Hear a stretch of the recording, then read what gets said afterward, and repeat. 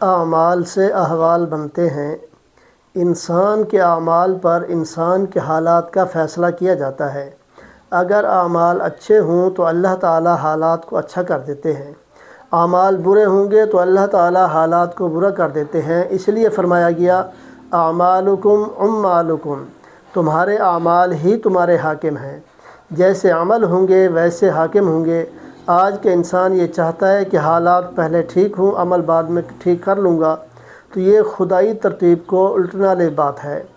ایک اس کے اندر یہ فرمایا گیا کہ تم جو ہے دنیا کے اندر رہتے ہوئے یہ بات جو ہے یہ کرتے ہو تو یہ بات غلط ہے۔ ترتیب ہوتی ہے، مثلا گھوڑا آگے ہوتا ہے اور تانگا پیچھے ہوتا ہے۔ ہم اپنے اعمال کو پہلے سنواریں، پروردگار ہمارے حالات کو پھر سنوار دیں گے۔ اکثر سنا گیا ہے کہ بھائی آپ مسجد میں نہیں آتے، جی بس کچھ کاروبار ٹھیک نہیں ہے، ذرا ٹھیک ہو جائے گا تو آ جاؤں گا، یعنی پہلے حالات ٹھیک ہوں بعد میں اعمال کو ٹھیک کروں گا۔ تو ہم الٹی ترتیب چلنا چاہتے ہیں، یہ نہیں ہوتا۔ چنانچہ جو لوگ اپنے اعمال کو درست کرتے ہیں اللہ تعالیٰ ان کے حالات کو بھی درست کر دیتا ہے۔ نیک اعمال کے آخرت میں تو فائدے ہوں گے ہی، دنیا میں بھی بہت فائدے ہیں۔ اگر ہم پر یہ بات کھل جائے کہ نیک اعمال کے دنیا میں کیا فائدے ہیں تو ہم نیک اعمال کے پیچھے بھاگنے والے بن جائیں۔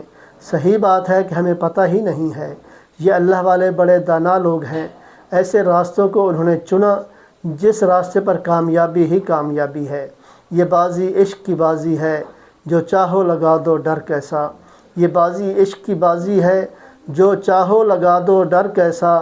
گر جیت گئے تو کیا کہنے، گر ہار گئے تو مات نہیں۔